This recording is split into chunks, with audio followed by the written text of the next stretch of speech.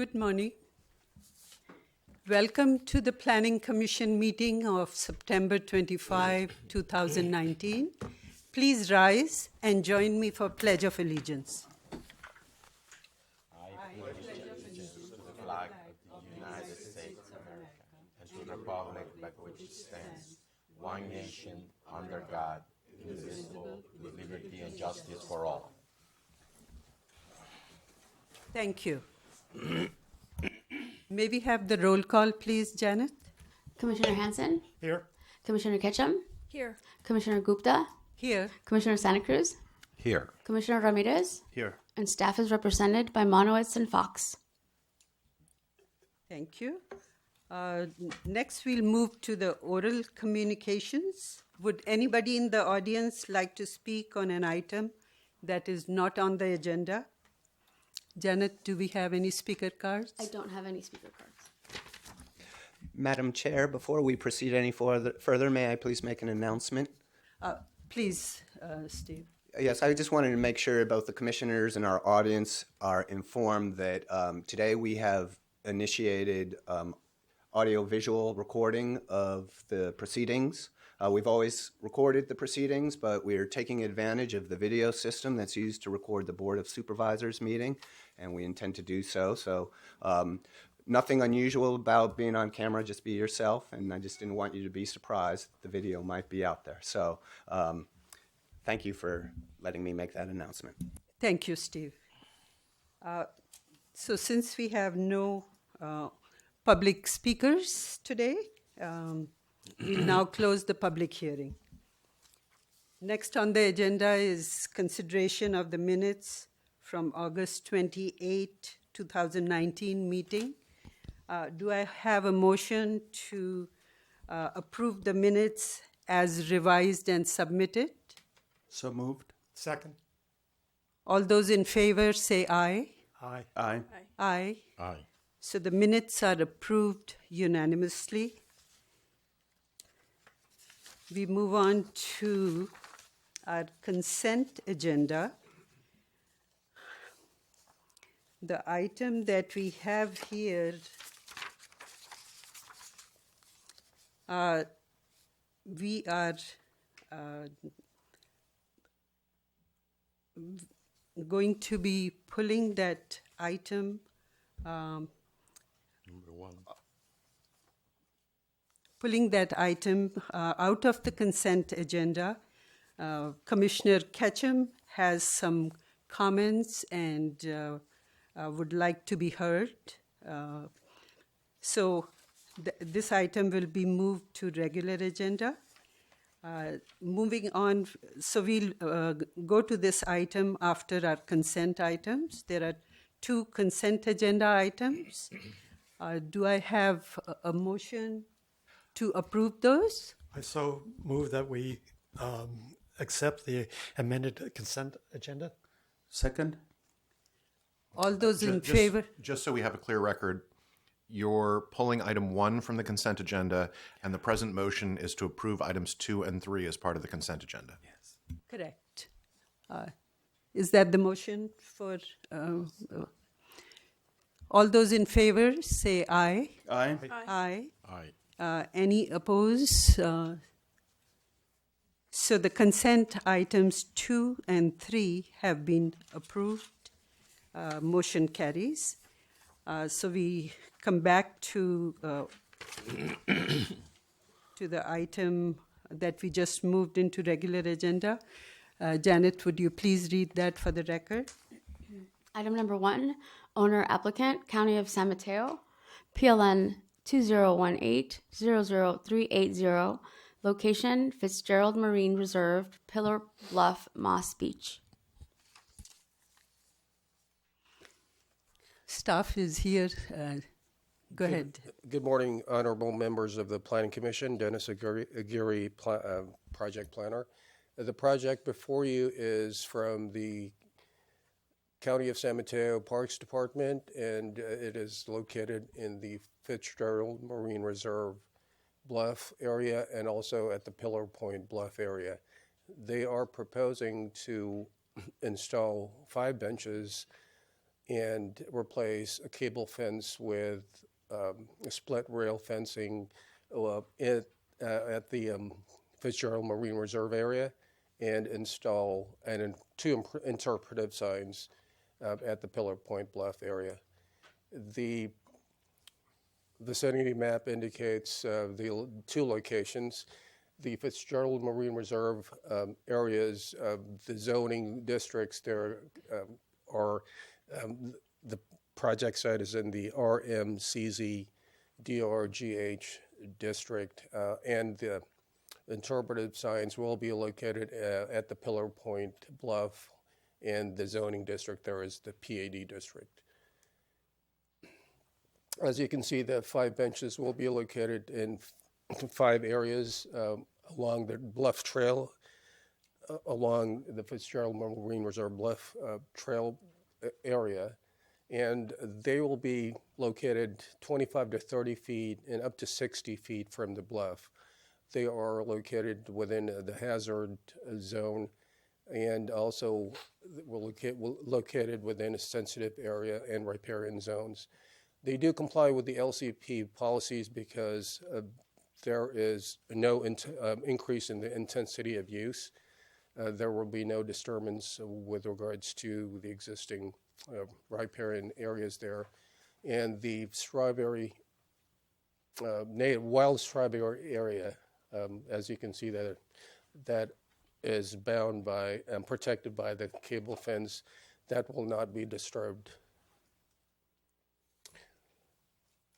The existing fence there, the split rail fence there, it's more than 4 feet, and that fence surrounding the bluff, the vista area there, that was constructed for added protection because people were actually jumping over.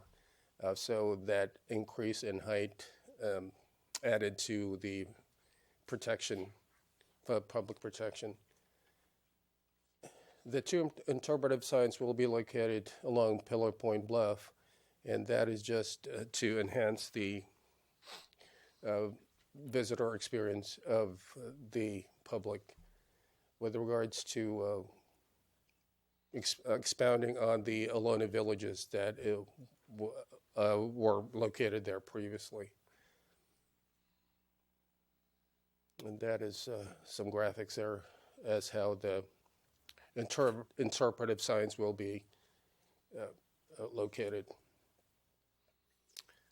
Commissioner Ketchum had some concerns about the fences, and she is concerned with the replacement. She is concerned that the replacement to the existing cable fence, the replacement with the split rail fence, that'll look bulkier. By the way, she did mention that MCC did not have any comments, and actually MCC did submit comments to me a few days ago, and they have no concerns about it. And the reason why the split rail fence are being proposed is because they will be easier to maintain versus the cable fence rail. And I think Sam from Parks will be able to, if you have additional questions about that, he'll be able to expound on, the scope of their project. It does comply with the sensitive habitat visual policy also, because there really is no visual impact, although Commissioner Ketchum believes that there is a little bit of a visual impact because of the added bulkiness there.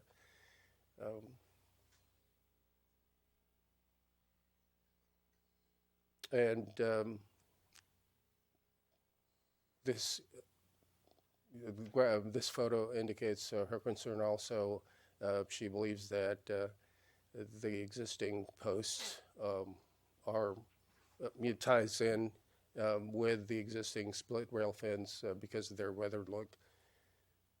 The reason also why Parks is proposing the split rail fence option is to tie it in with the existing 4-foot split rail fence that's existing right now. The project is exempt from CEQA based on Section 15303 relating to the installation of the new structures such as benches, signs, and fences. It also complies with the LCP policies and also zoning regulations. With regards to the zoning regulations, the project, they do not require zoning permits, but they have to comply with zoning regulations, and they do comply with the RM and PAD regs. So with that, the staff was requesting that the Planning Commission approve the coastal development permit based on and subject to the required findings and conditions of approval indicated in the staff report. We're open to questions if you have any.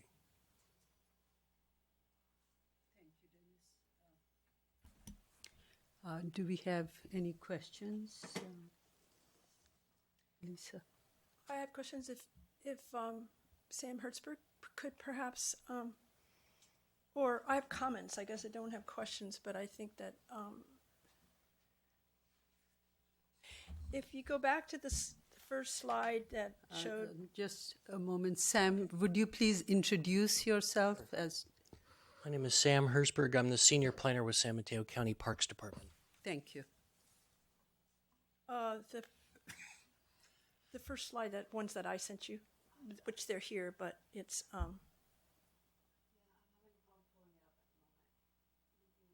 after this. After this. After this. There. So, am I limited to just asking him questions, or can I rebut the presentation? What's the timing here? Go ahead and ask your question. Okay, and then you can chime in. Okay. So, let me clarify about the referral sent to the Mid-Coast Community Council. Basically, I think this came in just recently, perhaps after I sent my comments, because they had not received anything. And the comment that came to you was just from, obviously this did not go to an MCC meeting. The community knows nothing about it other than the neighbors who received the agenda. And so the comment that there was no objection came from only 2 members of the MCC who reviewed this in outside of a public meeting. And oops.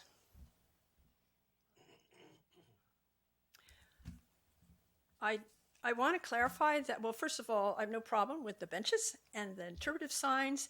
And as far as the split rail fence goes, the style is a very nice split rail fence, and it's lovely in a woodsy setting. The only objection is here where you have an open sweeping view, and it comes into that view and becomes a feature, a focus, or whatever. I also understand the issues for safety and the need for the taller fence along the edge of the bluff. So the existing fence here in the upper picture, I'm not talking about that. I think that was put in your report just to give it a sense of the style of the fence, that it would be shorter. I understand that. So the bottom photo here is basically the location of one of the benches, actually. And it's like to point out, when you sit down on a bench, then lower things come more into your view. So the next slide. So this is right around that area. But anyway, as this post and cable fence is not a safety issue. This is about giving a visual indication to people that this is not a place to make a trail. And it's clear that it is working in that capacity. For some background, this area, County Parks allowed a movie set to be built there some years ago, and it was severely damaged. This is coastal prairie habitat, very rare, sensitive habitat, and so this is the fence was there to help it restore itself. It's an oval, so from here, this will be 2 additional fences in the view, not just one. You can see where the woman is standing, looking over the higher split rail fence. You can see one of the posts behind her that is the height of the post and rail. So that's the 3 feet, and so this would be all there in the view as well, this new fence. And also, once again, like I say, this is not a safety issue. Next slide. And also, as you walk along the trail, this bulkier fence there it just seems unnecessarily constrained. Just how it's perceived, kind of hemmed in. Next slide. And you can see here, just from the photo, that the split rail fence requires more posts than the cable fence, and the rails are thicker, so they more intrusive. And I went around the whole loop, and there's only 3 posts that are loose of the cable fence. It's weathered. The cable's rusty. We like it that we like rustic and weathered. Anyway, so what do you? I don't understand how the split rail is perceived to be easier to maintain than the post and cable. I think the post and cable is doing its job. Is it not doing its job? I mean, what am I missing here? Well, this is an environment that gets a lot of weather, and the cable and the cable fence is it's time for it to be replaced. Park staff is proposing the split rail at the same exact height, 3 feet, not the size of the split rail fencing on the outer side, which is really designed to keep people off the bluffs for safety reasons. So it is a change in the fencing, but of the same height. And what's being protected there is native strawberry, California strawberry, that was planted as restoration after the Memoirs of a Geisha film set that was set up there previously.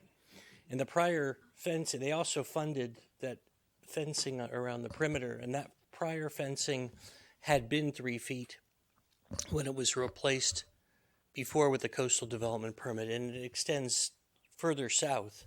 It was replaced at 4 feet, just to provide context. So the mitigation for the damage to the sensitive habitat by the movie set, that money was spent on fencing. I just wanted to point out that this is not just a matter of strawberry. This is a habitat set of plants. It's coastal prairie. It's quite rare. This was on Valamar Bluff, as you recall. A great effort was made to preserve that, and this is another area of it. And as you can see, you've got the trail traffic, and you can see that, of course, it's dormant in the summer. I just took these pictures, but the fence is doing its job. Like I say, there's only 3 posts that are loose. I don't know why it's an issue that needs to be replaced now. If that is the standard, then I would recommend another post and cable fence. Park staff would like to replace with the split rail fence. We have a difference of opinion. Okay, I guess that's all I've got. With permission of the chair, I just thought in order to assist with your deliberations that I could let you know what I see the options are. Please do. Okay. Yes. So you have a application in front of you for a project that includes many features. And generally speaking, those applications come as a whole. So you can't really approve part of it and deny a part of it, right? So should the commissioners agree with Commission Ketchum that there's a better alternative for fencing here, then you could either recommend a denial of the project. Now, the Parks Department has the ability to adjust their application. So if they would like to move forward with other aspects of the project, they have the ability here at today's hearing to withdraw the component of the fencing project should they like. So I think the first question is there a majority who concurs with Commissioner Ketchum that believes a cable fencing should be retained? If the answer to that is yes, then I think the question to Parks is, would you like to modify the project to address the concerns of the majority of the commissioners? So I think that is probably the process that would best get us to a resolution of the matter. But I'm open to other ideas as well, of course. Thank you, Steve. That allows us, gives us a guideline as to what we should be focusing on here, since we know our options. So, shall we open it for public hearing first? Thank you, Sam. Thank you. We may have more questions for you. But so at this time, do we have any public speakers, Janet? None. Would anybody like to speak on this item at this time? Please come and state your name and later on fill out a card, please. Okay. My name's Laurel Nagel, and I'm just speaking as a parent of formerly young children. And when I see the double split rail fence, all I think is, my kids would be all over that. They'd be there with their little penknife, which they shouldn't have, carving it. I'd keep them off the metal thing because it's rusty and it's dirty. So I just think long term, what Supervisor Ketchum suggests is a better option if you're trying to keep people sort of out of that space, because there's nothing more fun than, climbing over something like that. So that's just my 2 cents. Thank you. Give you Thank you. Anybody else would like to comment? So barring none, we'll close the public hearing. Do I have a motion? So move. Second? All those in favor of closing the public hearing, say aye. Aye. Aye. Aye. Any opposed? So public hearing is closed. Do we have applicant who would like to add anything? Okay. So in that, since we don't, we'll move on and discuss among ourselves, have deliberate as to what we feel. Who would like? I have Commissioner Santa Cruz? I have an observation, and I hear Commissioner Ketchum's point of view, but I seen it more like aesthetic rather than safety issues, and I believe the department who's presenting this project, they already have discussed the several issues that deal with it, and in my point of view, I don't have any problem with the proposed fencing, especially that concern that Commissioner Ketchum, if I'm not wrong, that is deals more with static rather than a particular safety issue.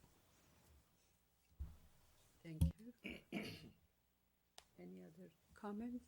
Commissioner Hanson? I can really understand Commissioner Ketchum's point of aesthetics. I think the current fence is doing its job, and I think it even encourages you to look at it as if, if we had a 4-foot or a 3-foot rail fence there, it's more of a barrier to me. Whereas this, the sight lines particularly shows really well in the photographs and at the angle you took it, that it minimizes the clutter. So to me, it encourages looks at it, at the prairie, and at the same time discourages you from walking in there at the minimalist level. And I kind of like that. Commissioner Sure, thanks. I understand the concerns of Mr. Ketchum, but at the same time, I'm looking that we also already have the same kind of fencing, so it would be just a continuation of what's already there, which I would assume is working as it is right now. I don't have too much concern about the aesthetics of that. So, yeah.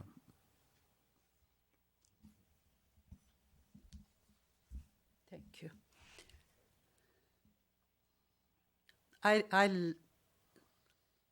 It's a good point that what we have today is working fine in terms of fencing. But I still like, in my own mind, to have the uniformity of having same kind of fence on both sides. I don't see it being kind of the word hemmed in is the word I think Commissioner Ketchum is using. So I like it to be replaced the way it's being proposed by Park Department. So those are my thoughts. Anybody else would like to add anything? Otherwise, Should we just put some motion? do we have a motion? Okay. Should we just propose the motions of approve the coastal development permit based on and subject to the required findings and condition of approval indicated in the staff report? Second. All those in favor say aye. Aye. Aye. All those opposing say nay.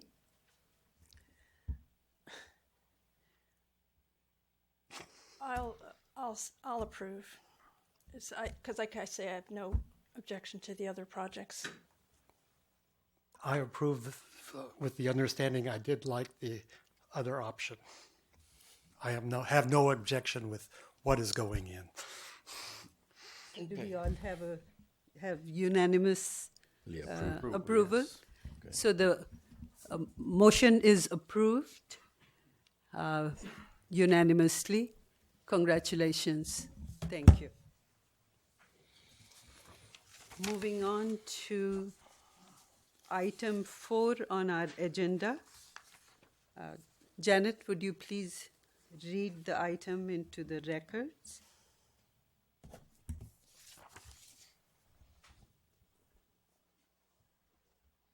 Item 4, owner applicant, Bel Air Heights LLC, file number PLN 2002-00517, location Ascension Drive and Bel Air Road.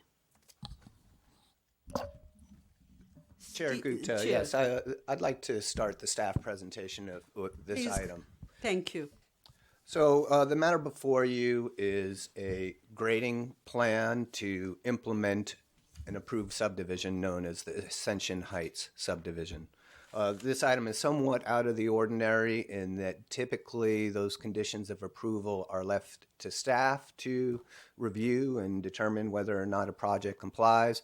But in this instance, due to the concerns about the extensive grading associated with the project, the board felt it appropriate to come back to the Planning Commission. So the reason why I wanted to speak first is I understand that our recommendation has raised a number of questions and concerns about the relationship of the grading plan to restrictions on grading during the winter. So I want to focus on that for a minute and clarify the staff recommendation.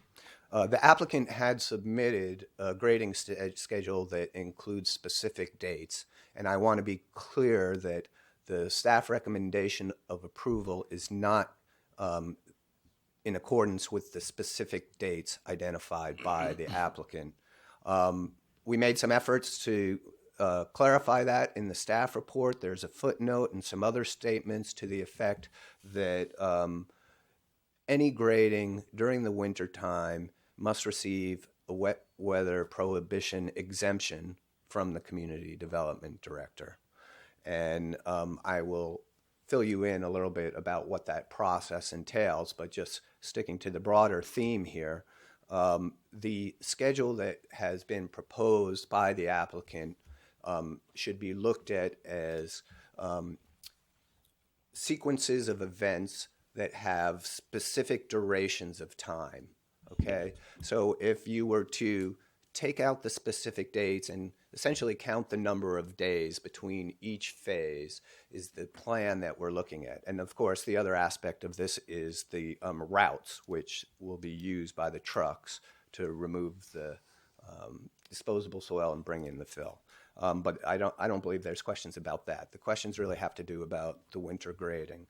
So recognizing that what's been submitted represents a sequence of grading events that will involve certain durations, we felt that the sequencing and the durations were appropriate for approval, provided that it's conducted outside of the wet weather season.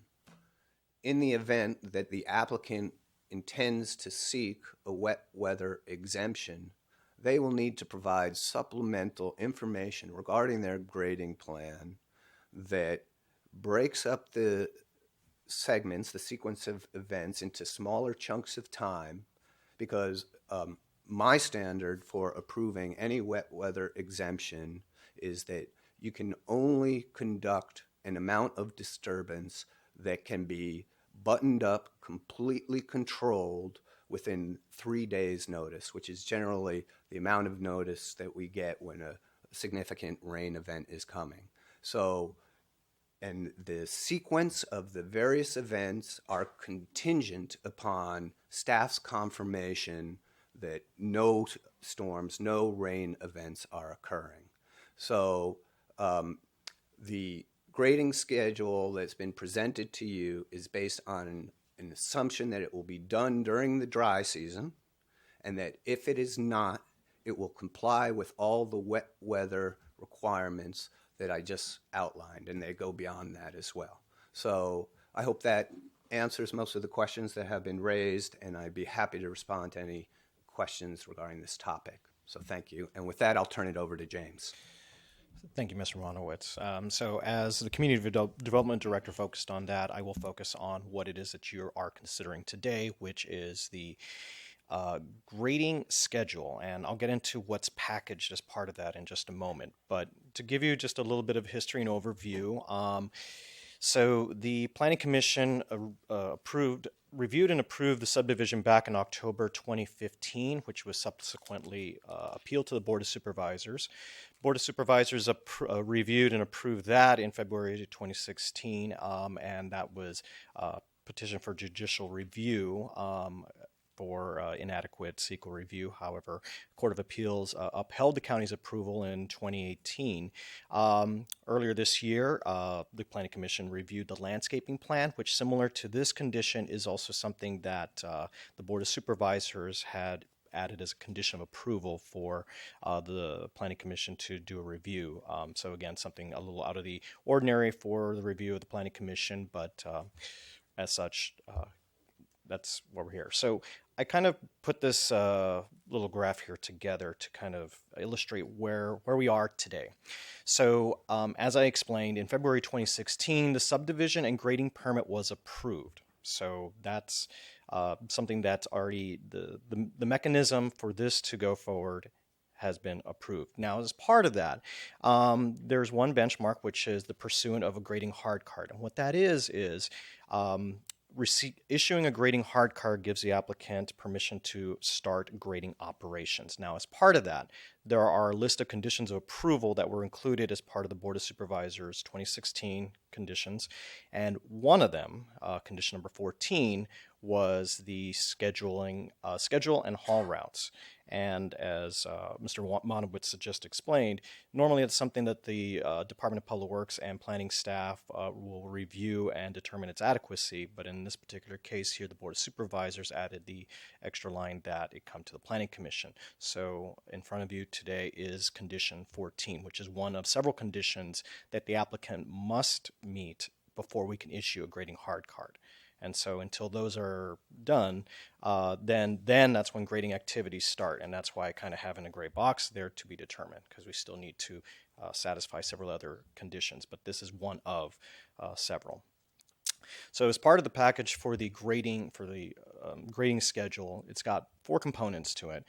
There's a schedule of grading events, which Mr. Monowitz explained on sort of how that's broken up to individual parts. There's the equipment that's being utilized as part of the grading efforts. There's the haul route, and then there is the dust, debris, and control measures. So the first part, which was included as part of the attachment to your staff report, breaks up the individual parts. And those individual parts are clumped into two phases. I would characterize the first phase as doing the land clearing, relocation of a water main from the water tower, and other preparations for grading and starting of the mass grading. Phase 2 does majority of that mass grading and continues forward to what's called fine grading that then prepares the lots to get closer to a state of development. So I kind of jumped ahead here, but that's basically what, and then as well as the installation of utilities and other subdivision infrastructure. So the off-haul equipment there, they did provide us with a list, and that's pretty typical for a grading operation of this nature. The haul route, so it's broken up into two phases that I just discussed. So the arrival for phase 1 will come in off of Pohemus. However, instead of going up directly through Ascension and Bel Air, it has to go around through Rainbow Drive, Lakeshore Drive, and come in off of Bel Air. And the reason for that is the equipment cannot go up Bel Air and make a very tight right turn with the existing access to the lot. So the applicant has proposed to bring in the equipment making a left turn off of Bel Air with that existing knot. Now, one of the things I forgot to mention with the phase 1 is preparation to realign the new driveway, the new access into lot to make more of a 90-degree intersection with Bel Air Road. That will then facilitate phase 2 arrival, which will then continue up through Ascension, left on Bel Air, and then making a right turn on Bel Air. So after that driveway has been realigned as part of phase 1, will allow for that. In both scenarios, the departures of the equipment will utilize Parrot Drive through CSM Drive and then out Hillsdale to Highway 92. Dust, debris, and traffic control measures is listed here. It's also in your staff report, and that's pretty consistent with the county's construction best management practices and the Board of Supervisors adopted conditions of approval and mitigation measures that were included in that. And as such, we do recommend approval of the grading schedule that includes a haul route, and we find it consistent with what the intent of the Board of Supervisors decision in February 2016. I'm available for questions. The applicant is also here to go into further detail into regards to their operations. And once again, to clarify the staff recommendation, the schedule is not based on the dates submitted by the applicants, but will be subject to staff's further review of the proposed dates based on wet weather criteria. Thank you, James, and thank you, Steve. Questions for...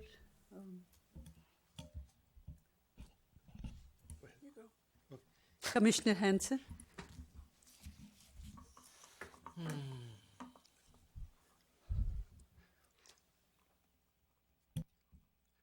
I'm trying to frame. So, getting back to what Steve said, breaking this up into little chunks, does that leave us to exposure? Here's my worry.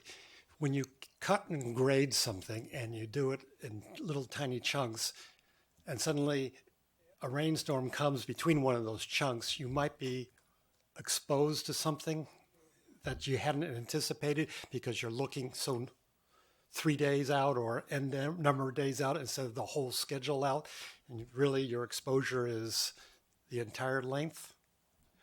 So in order to gain approval of an exemption, we would need to know the details of how each specific chunk of grading land disturbed would be dealt with. So we would look for specific details regarding the erosion control devices and methods that would be used for that particular chunk.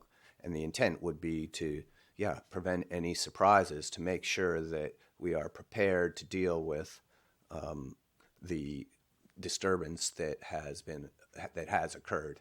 And as I said too, each chunk, before you can initiate, would need to get a clearance, an affirmative go from the department that would be based on a weather outlook. So if it looked like we had a series of storms coming a Pineapple Express, if you will, then we would not authorize a small chunk, because you wouldn't want that small chunk sitting for long extended periods of time. Yeah, my concern is we're pretty good at 7-10 days out. Mm-hmm. You exposed an area. When you finish, you see that, 2 weeks out after you finish, a Pineapple Express, but you already made the cut. And, I think my preference is an overabundance on the caution and safety side, because we know the cliff has had problems, as opposed to generally these things happen, whereas in this case, we know things have happened. So, I want to lean toward the safety side in this specific, and I need to know that will happen, as opposed to, well, it looked good when we made the approval, but, 2 weeks after, we saw this unanticipated event coming. Yeah. So I share your interest, and that would be exactly the way that I would go about reviewing any request. I think, cutting to the chase here, the real issue that's in front of the commission is, if the schedule is going to propose wet weather grading, is the commission comfortable with delegating the wet weather exemption process to the planning director, which is typically something that I do on a regular basis. If you're not, it seems that perhaps the schedule is premature and that you might want to come back and see a revised schedule, that if they're going to do grading during the winter, you're going to want to consider these issues at a subsequent hearing. So I think those are the issues that are before you today. Okay, thank you. Commissioner Ketchum? Just some follow-up questions, Steve, to what you said before on this sequence. So the hard card, is this issued for the entire, all the grading, or each chunk? I mean, which happens first, the hard card or the exemption? Right. So first I should say that there is certain prep work that can be done to the site to prepare it for grading. So before we'll even issue a hard card, you need to mobilize your erosion control and so forth, and we sign that off before we issue the hard card. The exemption, the wet weather exemption, would precede that. So, yes, because the wet weather exemption would need to have a supplemental erosion control plan that addressed the potential for rain. Okay, so yeah, if the grading schedule is going to occur during the rain, they're going to need to have supplemental information. We'll have to make sure they install the proper erosion control before they can initiate construction. Once we confirm that that erosion control has been installed, then we issue the hard card contingent upon the types of conditions that accompany any exemption that's issued. So as I said, a wet weather exemption will be based on certain requirements and contingencies, and those will run with the hard card. And it will be revisited for each segment, or Correct. It'll be issued for the whole? No, the hard card would be issued for the whole thing, with the understanding that no subsequent segment could proceed without an affirmative from the department. Sounds like a lot of work for you. Yes, and I don't issue exemptions lightly. And in fact, it might be worthwhile, before we spend a lot of time on this, to hear from the applicant in terms of their intent, because I'm not clear as to whether or not they intend to seek a wet weather exemption. Also, has a project of this scope ever been issued an exemption for winter grading?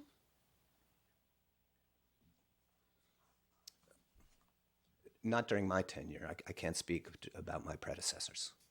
I'm aware of the Dardanelle Trail at Fitzgerald Marine Reserve was done in the fall. It ran into some early rains, and I saw the silt fencing was overwhelmed. The water was pouring off. The whole project was delayed by months, and all that went into the creek. And so it's like you just, I guess the other question I have, just sort of upper level, is, you know, we have the winter grading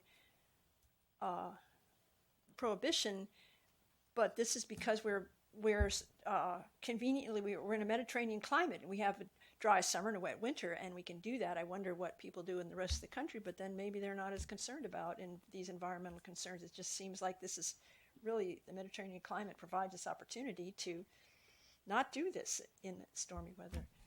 Yes, I can't speak to the rest of the country, but I think in an ideal situation, all construction, particularly things that are going to disturb the ground, is going to occur during the dry season. Practically, I think property owners find themselves in situations where, for one reason or another, that's not practical for them.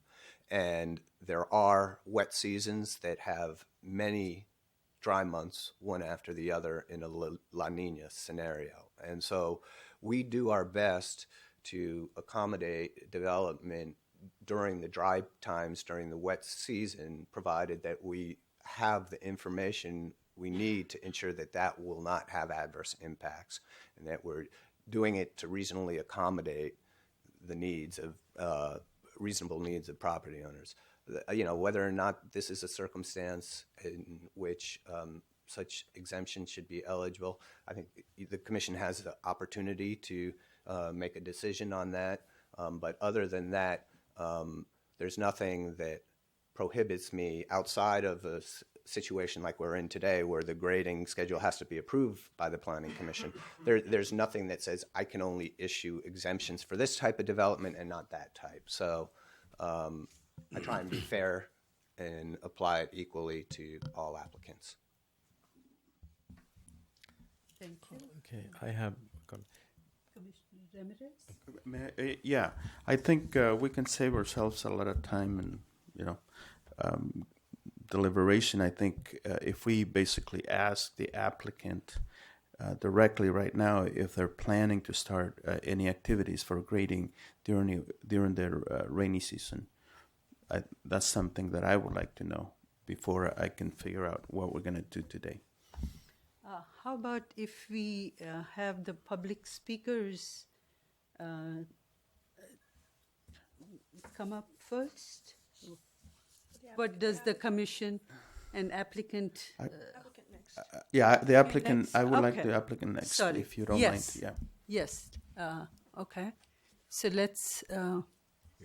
Would applicant like to answer some of these? Please do cover what Commissioner Ramirez has mentioned.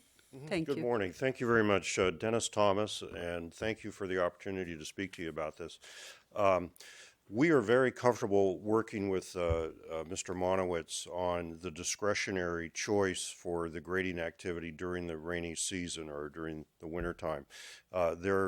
We do intend to grade after October 1st, and we believe that Mr. Monowitz has a great deal of experience and proper judgment in reviewing our plans, which we have already submitted with our engineers, a winter grading plan detailing out how we intend to do that. As Mr. Monowitz has pointed out to you, the rain doesn't just start on October 1st. It could start October 1st. It could start December 1st. There's a lot of time that is available to do proper grading with proper measures taken to prevent any runoff and this, that, and the other. We also have the option to do grading just on the site and not do any off-haul if necessary. Our civil engineer is here today, and he can help answer questions on that. But we are very comfortable working with Mr. Monowitz on that his discretionary authority to approve or deny the specific types of work that we want to do as the project continues. We don't want to grade out there when it's raining and when it's wet. This particular site is actually a little better than most because it's rock, as opposed to the lower areas near the bay, which are mostly clay and mud. And once they get wet, you really can't work the soil.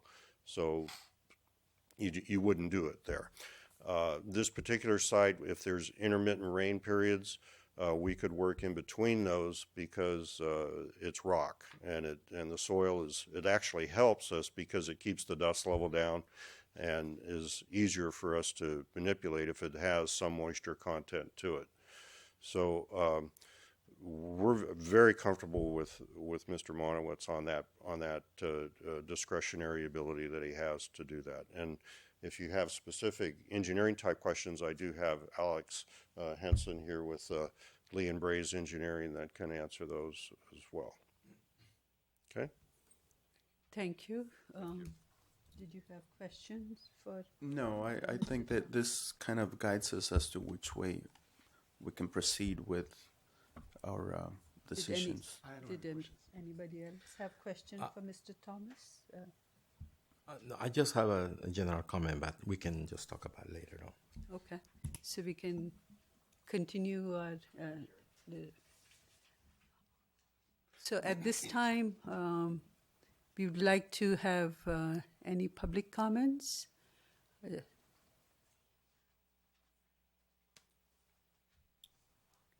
Janet, do we have? I have 5 at the moment. Thank you. Okay. First, Please we have Laurel Nagel. Okay, you have 5 minutes. Please state your name before you start. My name is Laurel Nagel. I'm the president of the Baywood Park Homeowners Association, and I have a few questions and then comments. This is on the truck route, which is when looking at the trucks that were possibly, one is a double, and I asked Mr. Thomas, and I'm sorry, I don't remember the Jay said they would use these double load trucks when they're doing the Cal water issue, and I don't know where that falls. But I'm concerned that a double load truck, especially going up Rainbow and around, and then even sort of making the tight U-turn on Parrot may be difficult. And even a single truck, because Rainbow, when you make that first left, that's where all that, I don't know how stable that road is. I assume it's stable. But if a lot of trucks were going up and down, that's where the erosion was that went into Polhemus. And there's still been one house that graded their house improperly that still slides. So there's still instability. So I just would like to request that all be checked and buttoned up. Also, we have had rain as somebody who works outside. So not heavy, but I've been out in it. Another question would be, how do you handle the spare the air days in the winter? You know, because we actually have more spare the air days than we do usually in the summer. So that's a comment. And then, regarding the truck route, Cal Water in the winter is planning to dig up Parrot, at least from Hillsborough to Safeway. So that the timing of that does not always affect the truck route, but I would live on the truck route. I've been told by them that's November-ish that they're going to dig in front of my house, so that would also affect, winter approval or truck route or whatever you have. And then finally, because, this is my I don't know what you call it, the thing I will die on. It's not related to these plans, but the grading still shows a 12-foot tree protection zone for a tree that we just measured with Daniel, the arborist, as at the minimum having a 51-inch circumference. It's really longer than 30 feet, the drip line, but 30 feet, I will say, starts to get towards the end. I don't know how we got to a 12-foot tree protection zone when that doesn't come anywhere near adhering to any of the past ordinances or guidelines. I understand that one, trenching has to be done underneath, and I've been assured that that can be done with all kinds of neat gizmos, water, or whatever. But it's the grading that then I get worried about underneath. So I put that out to the public record to say that we're just, concerned about that. And I don't know if the other tree protection zones for other homeowners were ever approved or looked at, or where that is in the process. But that's it. Thank you, Ms. Nagel. I have another speaker slip, but I don't have a name. I think it's Sam, someone that lives at 2059, but I can't understand the writing on the address. Yeah? Yeah, thank you. Thank you.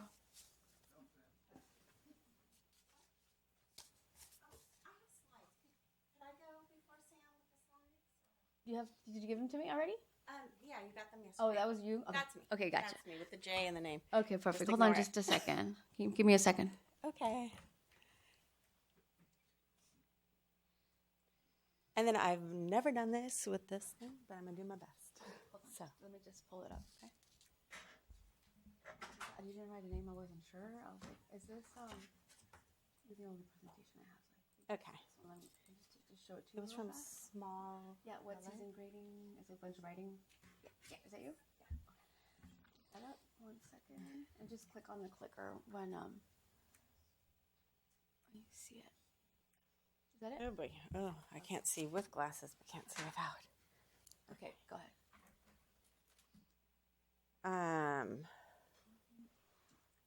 I'm just a little practice for real quick. Okay. You have 5 minutes. Okay. Hello, Honorable Planning Commissioners. I'm Leisha Nicholas. I'm the president of the Highlands Community Association. I recognize quite a few you from this project. We ask that the Planning Commissioners please deny this request to grade the Ascension Heights project in the wet weather season. We respectfully ask that you enforce the conditions of approval as they're intended, as well as the county rules for the safety of the residents and the existing homes. I didn't hear any reason why we should be starting early, any compelling reason why we should be starting this project early in the wet weather grading season, and I would not like to see it start as the first time that we've had an exemption for this scope of project.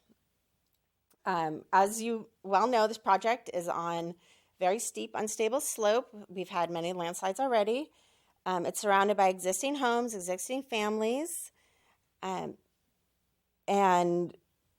with all the landslides we've had in our area, we know this is a danger to be doing this in the wet weather, to be grading in the wet weather season, which is why, go back, I don't believe the staff report recommends to, that this is following the grading, staff report's recommendation to proceed with the wet weather grading. I don't believe, we don't believe that this is consistent with the evidence. It's not consistent with the county rules, and it goes against the project approval and does not comply with the condition of approval number 10, which the condition of approval number 10 was, as we've already heard,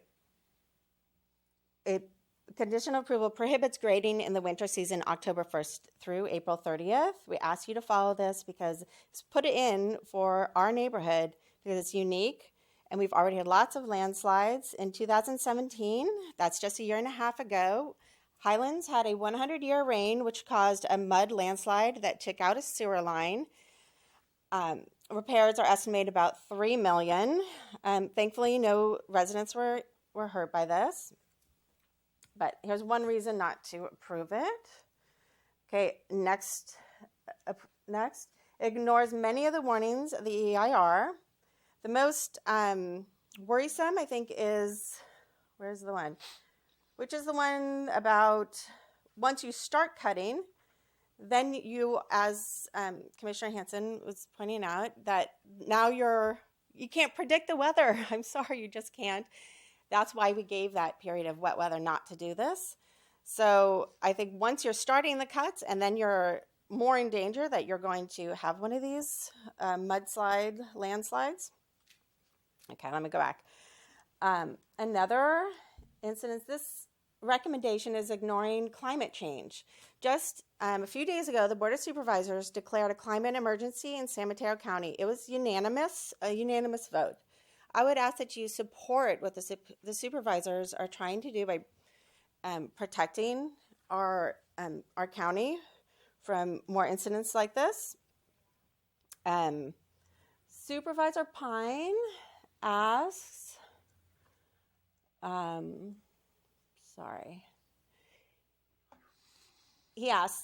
asks, it's incumbent upon San Mateo County to continue to show leadership in addressing this existential challenge. So we are asking you to also follow along with the supervisors. Let's not take chances. Let's not use this as the first time that we're going to experiment with an exemption and use in the wet weather season on an extremely steep slope. I'm not feeling confident that that is a good choice to have an exemption for this. Okay, let me sum it up. I did tell you about the landslide we had already in 2017. We all have seen this Paul Hemus landslide, which is just the hillside next to it, which was, Rainbow Drive. Yeah, falling onto, sorry. We'll call it Rainbow Drive. Sorry. Thank you. Sorry. Okay, I can't sum it up. Your 5 minutes. Sorry about that. Can I just quickly? Very quickly. Okay. We request that you not approve this exemption to have the wet weather grading. This project is a long time coming, and I see no reason why it can't wait. This project, grading in the wet season, could risk lives and property and violates critically important county rules and really makes no common sense at this point. Thank you very much. Next we have Kim Rickett.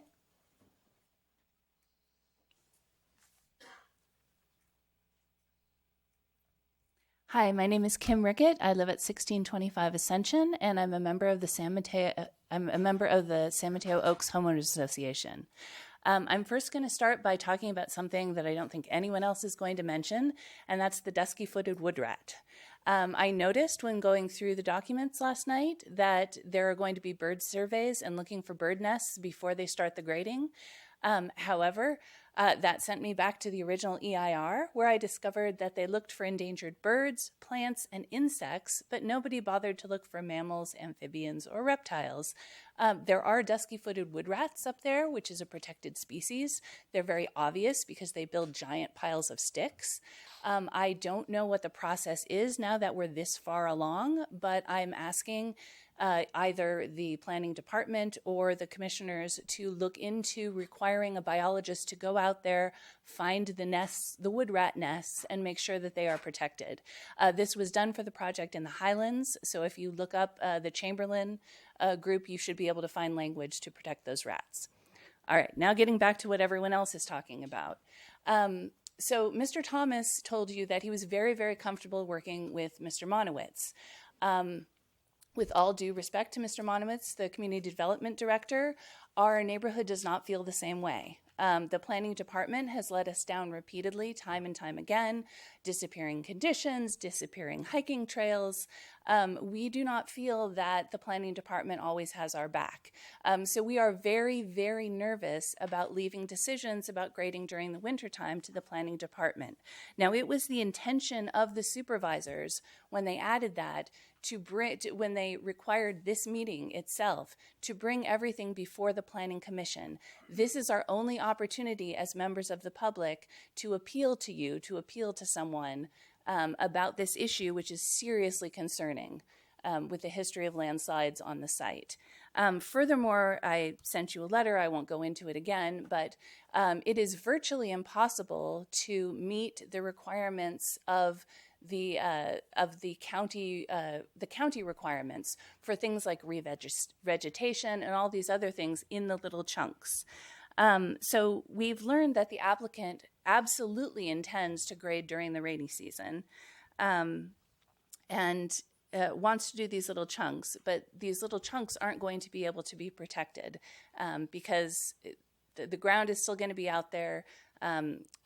Commissioner Ketchum mentioned that if a big rain comes, this whole hillside could wash down and our property is below it. So I ask you to please consider doing one of three things. Either approve this, but with a condition that absolutely no grading occur during the wintertime. Get rid of the loophole that allows Mr. Monowitz to approve these little chunks and just approve it with no winter grading, period.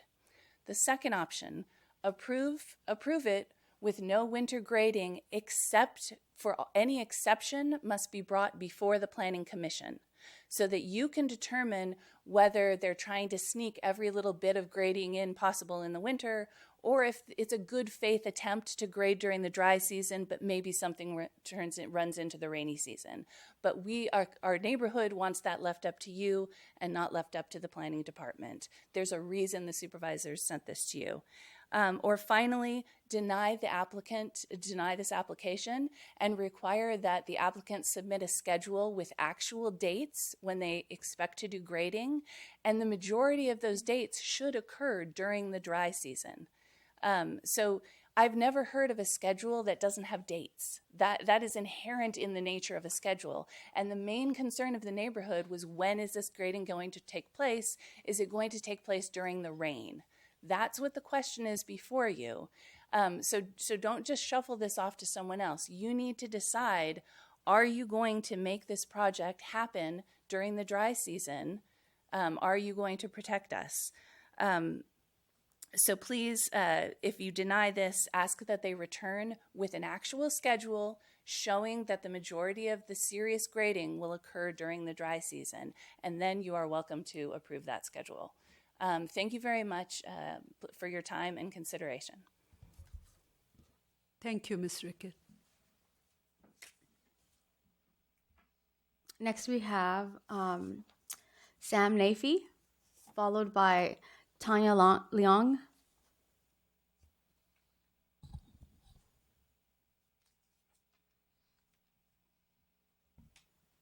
Commissioners, thank you very much.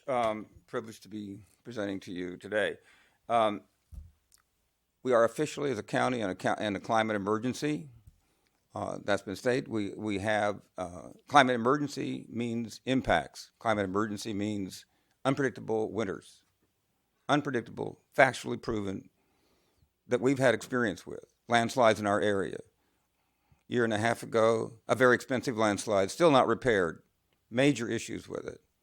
The Pohemus landslide is still being maintained. We can't even get the information on the maintenance of it.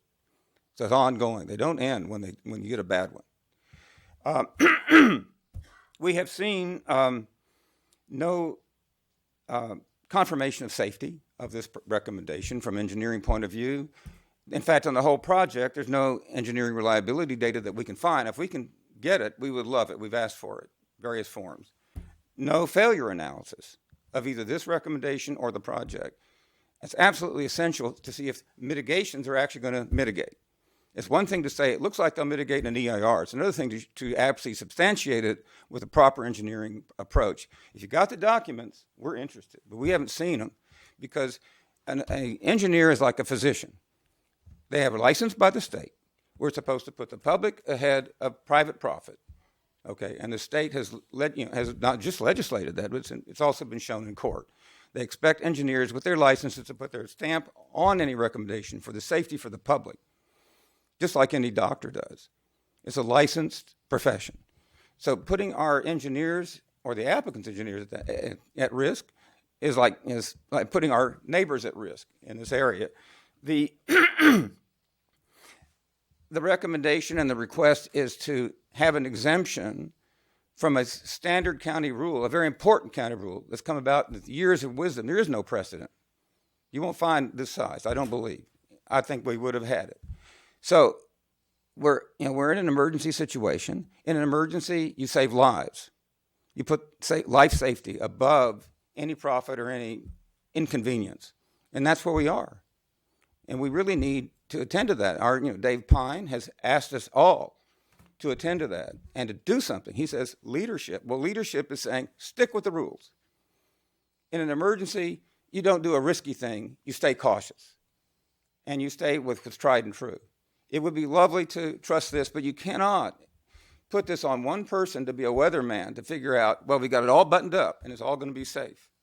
That's really unrealistic and inappropriate to ask anybody to do. It's a complex terrain. The EIR has given many warnings that are still, we can't find that have really been responded to directly with analysis, proper engineering analysis. So why do this? We're sticking with the rules. We're in an emergency. All we're saying is, it's not even denying anybody. It's like, hey, let's just stick with the rules. A very neighborly request to our applicants, neighborly request to you. Hey, can I do this? He didn't give dates and all that, but it's really, all this is kind of semi-formal, and I just think, let's just give a very neighborly response. We've got to stick to the rules. We're in a climate emergency. That even makes it more incumbent upon us to stay with our county rules. Okay, I appreciate Mr. Monowood's valiant effort to put himself on the line, but really it's the engineers on the line, our public works engineers, but they're all on the line. Put a stamp on this? I don't think so. Where is the safety? And I wish if we had the documents, if you guys got them and you're confident, just please share them, because we really would like to see it. Thank you very, very much. Appreciate your attention. And happy to either Alicia or me to answer questions if you have them. Thank you. Next we have Tanya Leong, followed by Craig Nishisaki.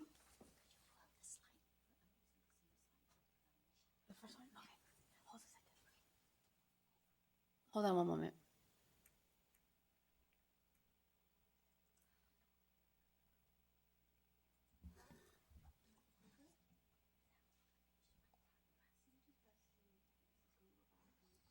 Forward and back. Okay.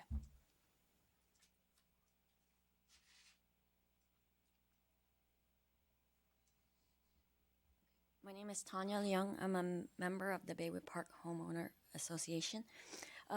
So during wet grading, because our terrain is so unique, the project site bedrock conditions are favorable, but the neighboring sites are not. And most of our neighborhood homes had been having landslides in our backyards, and that's why it could cause danger to the neighboring homes.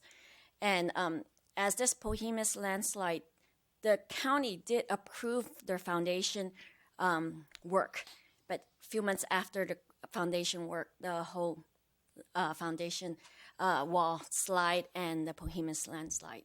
And as they were mentioning, that's the road on the top, that Rainbow Road. That's where the haul trucks will be driving on when it's already unstable. So again, the supervisors had state that our county is under climate emergency, and we need to protect our people. And so we asked the Planning Commission to show leadership, as the supervisors had requested, to prevent significant danger for grading during the wet season. So we ask that you do not approve this wet season grading, because our neighborhood is unique and we have been receiving a lot of landslides and soil erosion. Thank you, Ms. Leong.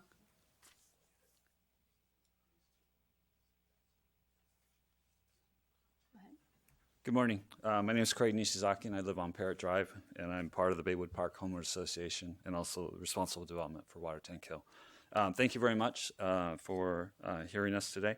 I think in this room, I think there's one thing we can all agree on, and that is this grading project is massive. It's covering 13.3 acres. It's a massive project. And I think, as Director Monowitz said, this is unprecedented. I think exemptions like these were more for smaller projects, for single-family homes, for smaller developments, but not something to this size. So if you go back to and look at the Planning Commission report, I know 3 of the Planning Commissioners were not here when the decision was made in October 2015. We've talked a lot about Condition 10, which says that no grading shall occur. It doesn't say the rainy season. It got even more specific. There's specific dates, and I think, again, it was done for the safety of the neighborhood. The dates are October 1st to April 30th, no grading to happen during that time frame. Now, it did say that the planning director could give it an exemption, but for those of you that were not in that meeting, I was in the meetings. I think 2 of the planning commissioners were there. In no way or no time was the term wet weather exemption ever given. In no time did the developer say, oh, we can work this out. No, it was the whole approval, and the developer agrees that went along with the condition. The condition was no grading during this period. That's how he got approval. That's how the Board of Supervisors approval. Those conditions were there. Now, the other thing that's not been reported is that in that same report, and there's another condition, and it's in, I believe, 13A, which says that you must stabilize the denuded areas continuously for erosion between October 1st and April 30th. That's assumed the grading was already done, and you're just stabilizing. I don't understand how you can stabilize and grade at the same time. It just doesn't make sense to me. And again, the dates are from October 1st to April 30th. There's no mention of wet weather exemption. And in this case, 13A, there's no mention that the director can exempt that. So the intent of these conditions were, again, for the protection of the neighborhood, but the planning commissioners and the Board of Supervisors, both, the intent was this is to safeguard the neighborhood. There was no mention that there would be any allowance of grading. And there's also what's mentioned was schedules. You know, in my work, schedules, dates are important. It's not just about sequence. It's not just about duration.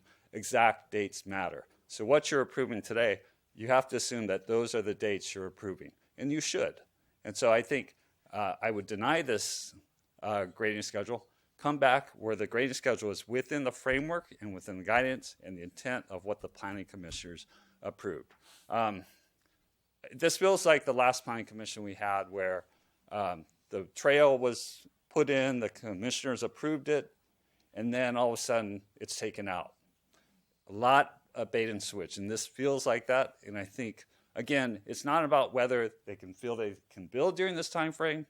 It's what was agreed to, what was the vote centered on. And it was centered on, yes, you can build, but you need to build just specifically grade during this time frame because it's safe for the neighborhood. And I have not seen any justification. We, as mentioned before, we have good weather seasons. There's safe times to build, and there's no emergency on this.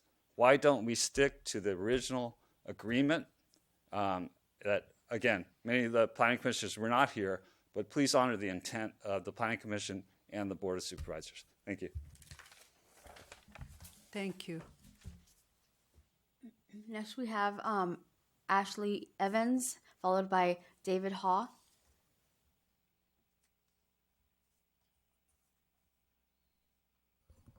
Hello, thank you for this opportunity to testify before you.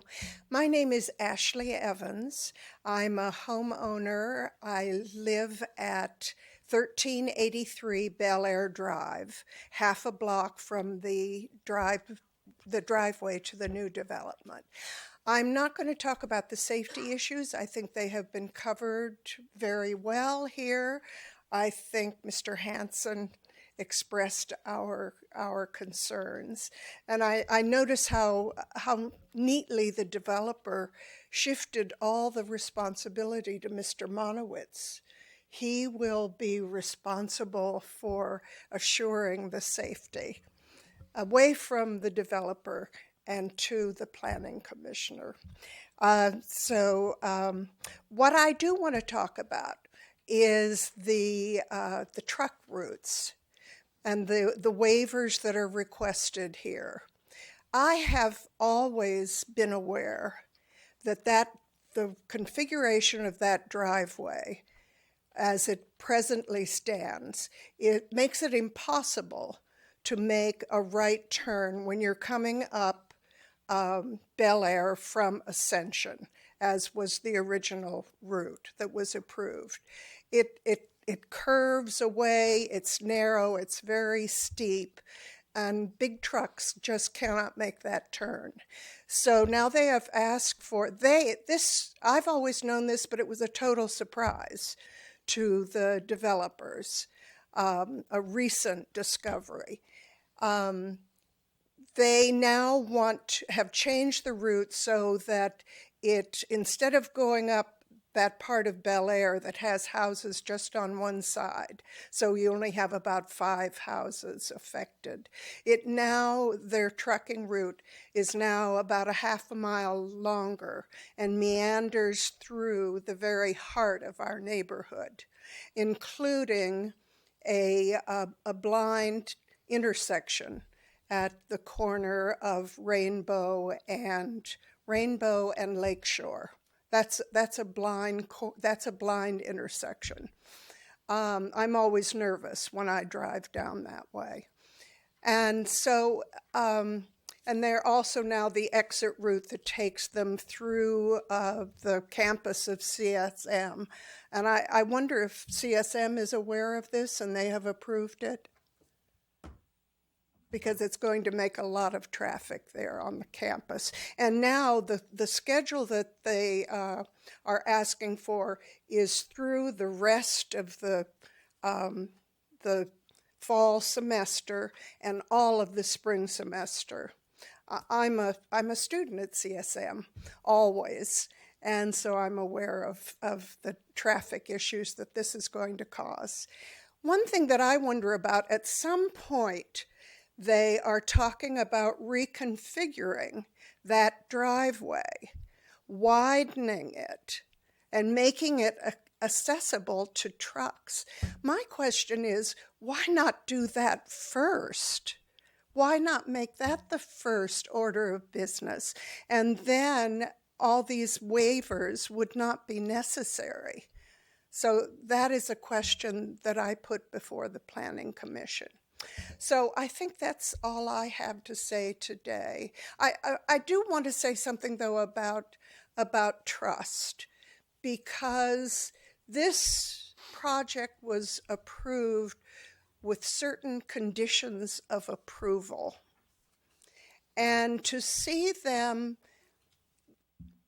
looking for waivers before the project has even started does not inspire confidence. We are trusting you to look out for our safety. And so I ask you to consider that, to consider the other homeowners in the neighborhood.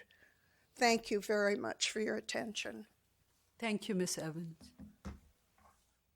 And lastly, we have David Hall. Good morning. Thank you for your time. My name is David Hall. I live on Enchanted Way. I've been a homeowner there for 33 years, and I've seen a lot of the changes going on in the neighborhood. One of my biggest concerns is the safety factor that has been brought up. I also agree with the last comment regarding the developer and how things seem to get switched around a lot. I, too, am curious why they don't widen that driveway. Why are they going through the residential area? Previous speaker showed you how on Rainbow, Polhemus had that landslide. So now the proposal is we're going to bring a 40,000-ton truck and have it go up through residential streets, try to make hairpin turns, and with a trailer, I presume, unless you're using a 53-foot trailer, and then you're going to have to go up and, like you said, take the blind turn on Bel Air to get into the lot. Why don't they change the access point? It just logically seems, come up Ascension, make that driveway bigger. If you're going to have 8 months of haulage going through, you're not going to fix the driveway first? It just doesn't seem to make any sense. It can't be that much more money, and we're already trying to shortcut everything else. Things have disappeared in the past. So that is one of my major concerns, is the traffic, the impacts of having a 53-foot long truck, or it may be longer unless you're planning on doing short beds, and maybe that's why we're having trucks going out of the neighborhood every 10, 15 minutes. Going up by CSM is a nightmare just with students and with the neighborhood traffic. The other issue I'd like to point out is most semi-trucks are about 9 feet wide.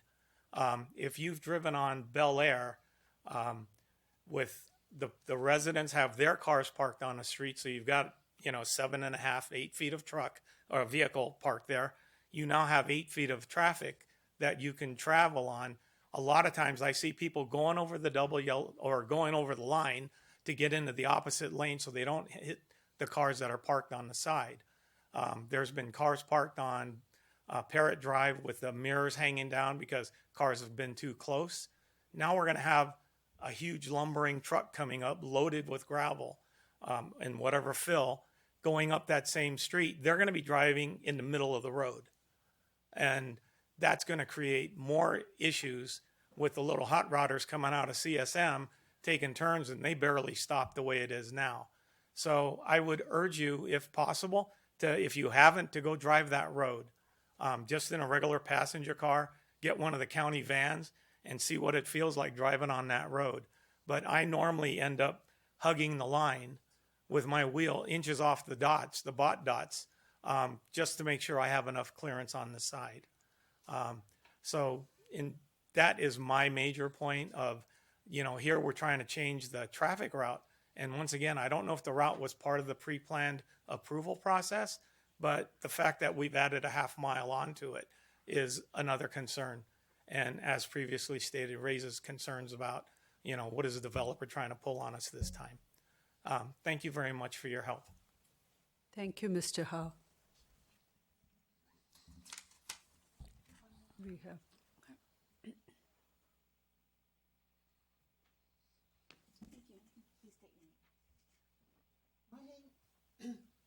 My name is Lois Aldwin, and I live on Lakeshore Drive. My worry is about this traffic route. Are we going to have no parking on our street on Rainbow? There's parking on both sides of those roads. The trucks will not be able to get through without demolishing these cars unless there is no parking on the street when the trucks are going by. For months on end, we can't park on our own streets. And it's unsafe. It is completely unsafe. These roads are very narrow, steep, winding. You can't see where you're going. There are kids running with bicycles up and down these streets. It's going to be a disaster. Thank you. Thank you.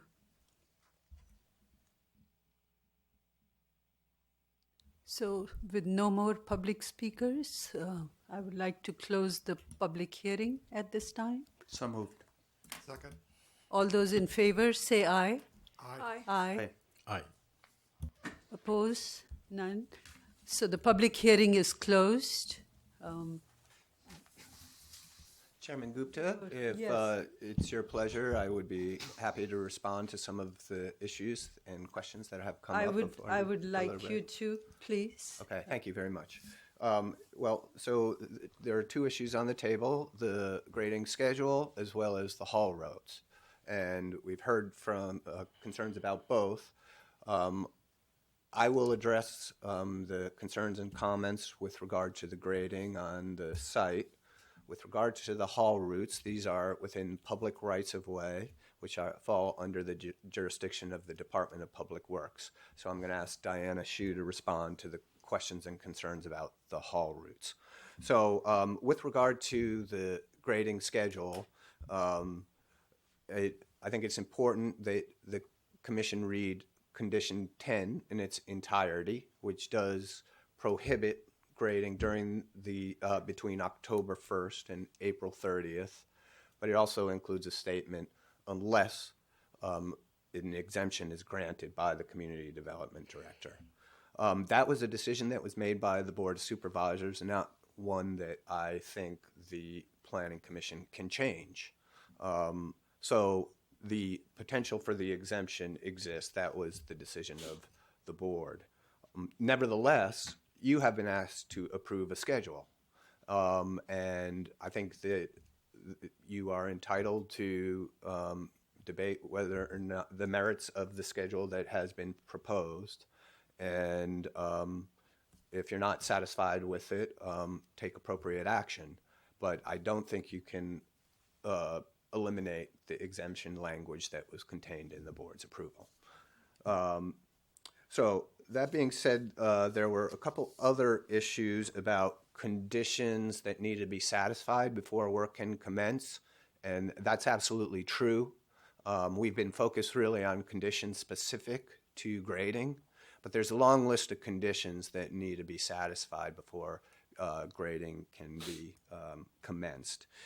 We have the board recently approved a contract with a third-party consulting firm that will be providing mitigation monitoring services to us to make sure that things like bird nest surveys and, if required, surveys of dusky-footed wood rat occur in compliance with the conditions. And so we will be ultra careful to make sure that there is no ground disturbance until all relevant conditions that apply prior to commencement of construction have been satisfied.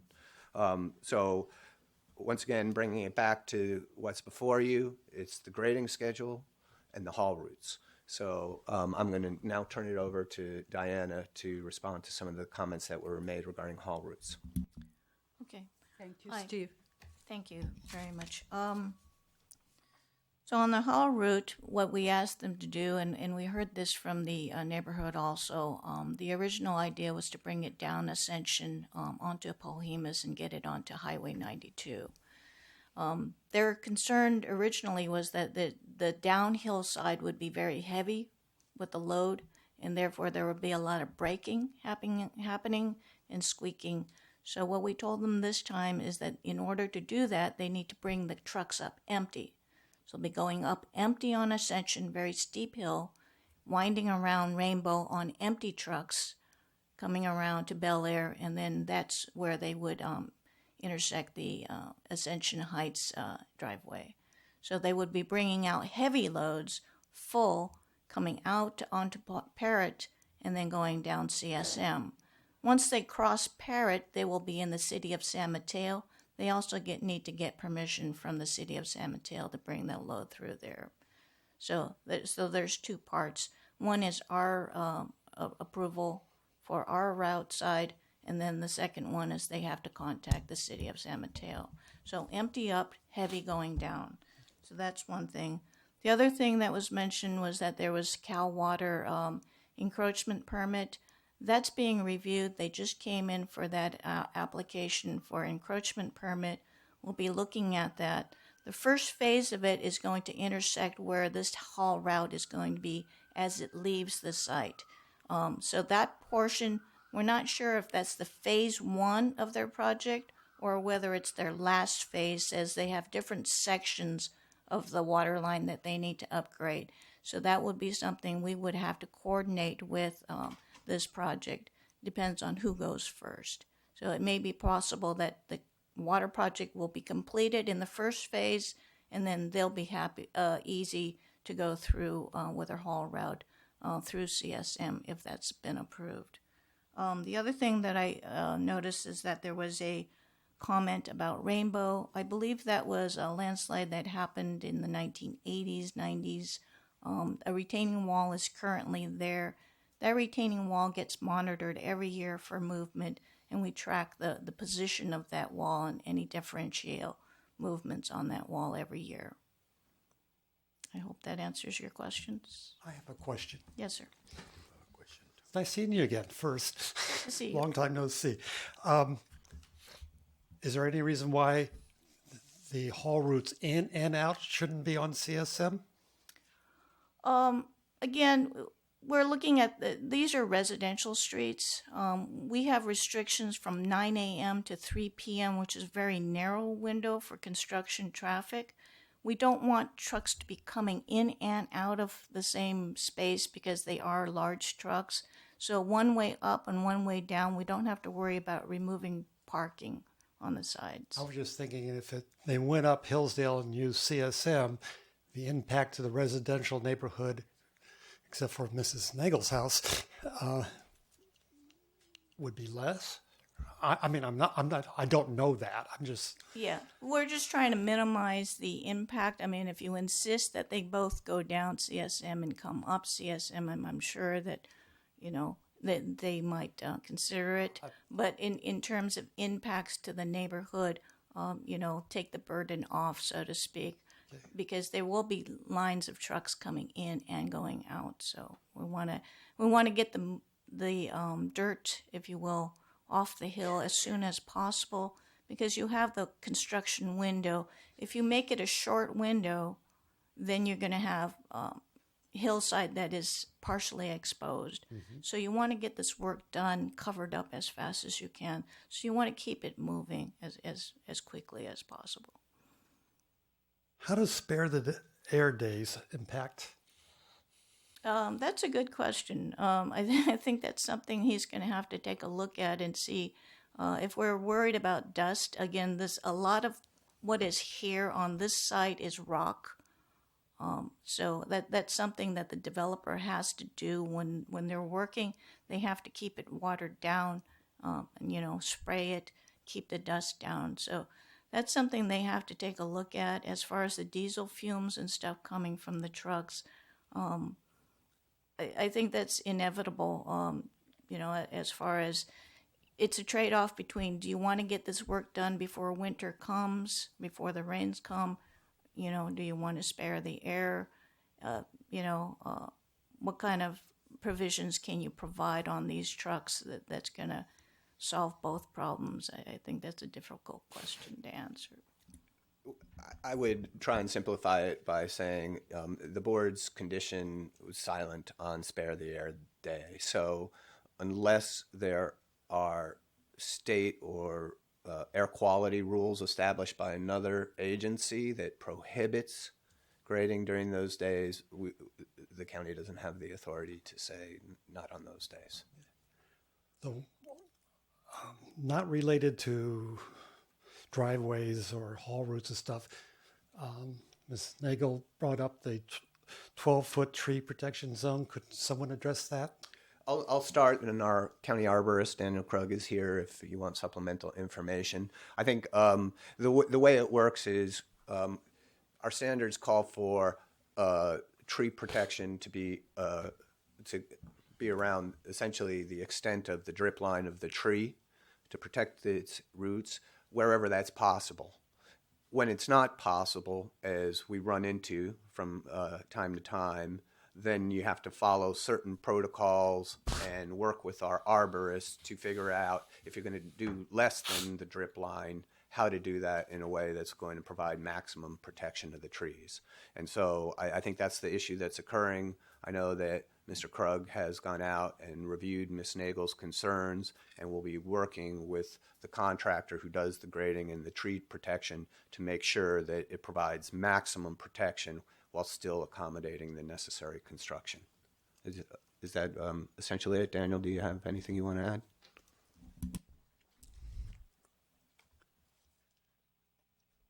Morning, Commissioners. Dan Krug, County Arborist. There are some site constraints there because of the proximity from the Nagel's property to the development and position of the existing Cal water line, which minimize the tree protection zone and the necessary grading that's going to be required for the project. So the plan, or the development being approved prior, unfortunately, that's where the tree protection had been set up at that point. Okay. I have a question. Ms. Ketchum. Go ahead. That reminds me. So, in the tree protection plan, I want to reference the situation over on Princeton Avenue where the construction, they effectively removed 10 significant trees that were not, because of pruning. And so will these, for example, these mature trees where there's the root zone and then there's the canopy that's on the applicant's property, will there be any limitations as to what pruning might happen there to avoid what happened in Princeton? Well, there are rights that a property owner has regarding tree pruning over their parcel, whether it's on a neighboring property or not. So limbs that overhang from one parcel's property to another may be pruned within reason, depending on scenarios and conditions, so long as the tree is not killed or unnecessarily damaged. Can there be a restriction to not prune back to bare wood, which will then die? Each branch, you can, cypress trees, you can, if there's greenery on the branch, and it will regrow, but if there isn't, can this be, is there anything that can be done to ensure knowledgeable pruning in the case that... There are really two elements in play. One is our regulation, and the other is existing state law about how private property, including trees, are respected when they cross a property line. And the law in California, at least, is that you cannot prune in a manner that damages another person's property, including the tree. So we have that kind of overlay to it. If a person is trimming a tree back so severely that it's causing injury to the tree, including by denuding the side of it of all foliage, that could be deemed unreasonable and would give a right of the owner of the tree to pursue legal remedies for having done that. But in addition, we have a regulatory overlay in San Mateo County that does capture some amount of pruning as being a de facto removal and requiring a permit. So we're obviously still at work on revising and updating our tree protection rules, but even the existing rules are such that if a person was going to do such extensive pruning as you've described, it would probably require them to apply for a permit before starting. Well, my concern is here, the example in Princeton, this just becomes the penalty for this effective removal. That just becomes the cost of construction. The tree's gone. That's my concern. My interest was to see if there was something proactively that could be done to prevent that from happening, is all. Apparently not. That's an extremely complicated question, but essentially, if an approval was conditioned on a thing not happening, we could say that the thing then happening notwithstanding our prohibition means that they haven't complied with the condition. That's how land use is done. We say you may do this, but only if you don't do these other things. And that is built into a number of our other approvals. But I believe that the issue of the tree line that we're talking about here was already extensively addressed in the EIR and the subdivision approval. So I don't know that more needed to be done on that. Thanks. Any other question for the arborist? Thank you. So before we go into our discussions and deliberation, I would like to understand, so what are really our options at this point, and what should be our deliberation be focusing on? You've been asked to approve a schedule of grading operations and the haul routes. Your options are to either approve them as submitted or to ask that to deny it as submitted, or to continue the hearing with a request that the applicant provide additional information. I think those are essentially your three options. Essentially, okay. So in your words, Steve, you have explained that the dates that are there on the schedule are not truly the real dates. Do I understand that correctly? Yes, and I apologize that this has been a point of confusion. The applicant has submitted dates that are not feasible, frankly, given all the steps that need to occur to get to the point where we could issue a hard card. And so the point I'm trying to make is that the specific dates are not the dates that we are recommending that you approve a grading schedule, but rather it's the duration of each segment that you're being asked to approve. Right. And the applicant is not asking for any exemption at this point. I'm just trying to make yes. sure that I'm clear on that. Right. The applicant has indicated his intention to obtain an exemption. So according to the applicant, his intention is to submit the materials that are necessary to obtain an exemption. The decision to issue that exemption according to the conditions of approval rests with me. I'm not at a point to say that I am ready or able to issue such an exemption without a much more thorough review. Thank you, Steve. Could I have a follow-up question? Any approval process, there are checklists. You either meet these or you don't meet these. And when you get into exemptions or things, there's always a subjective element. And depending on the nature of things, we are, this can work. The most likely will work, or sometimes we're going to go for the abundance of caution, and where it might work, but just to be safe, we're not going to go down that route. I mean, how in your mind, as you've heard all these public hearings, are you going for the abundance of caution or midline reasonability? The abundance of caution. Okay. Thank you. Sure. I have a question. Commissioner Santa Cruz. Thank you, Commissioner Gupta. For Diane, when you're mentioning the fact of the the whole route, the fact that one route is going up and the other one is coming down, does that address the concern that one of the speakers, I think is the last lady, I'm sorry, I forgot your last name, that deals with the fact, and I think as somebody else has mentioned, the fact that the roads are very narrow, and is there any consideration of maybe no parking in certain specific time during that period? Yes, so I believe Speaker David Howe and Louis Alwyn spoke about the potential for no parking.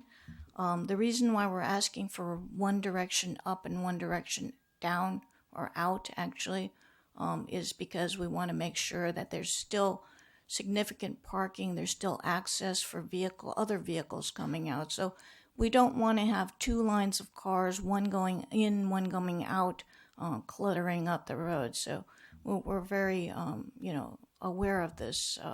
We have other grading projects in the county, not related to a subdivision, but for example, a remediation project that we're having in El Granada right now. They have to remove waste. Same situation. We want to be very cognizant of, morning and afternoon peak hour traffic. People are going to work, going to school, want to make sure that they have access. So we've limited to start o'clock, 9 o'clock in the morning, so that they can get to work and school. In the afternoon, same thing. We're asking them to stop at 3 o'clock so folks can go pick up their kids and get back from home.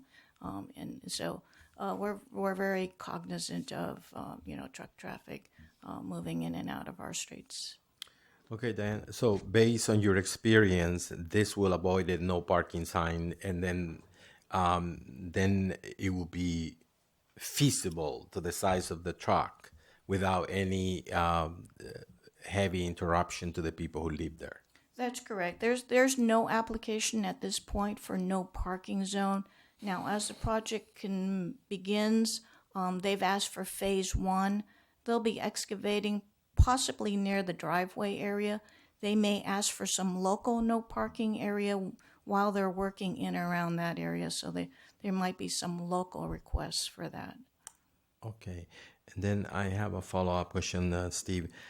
Based on the consideration of approval, it says that the applicant is to submit a schedule of grading operation, which according to you is not totally feasible?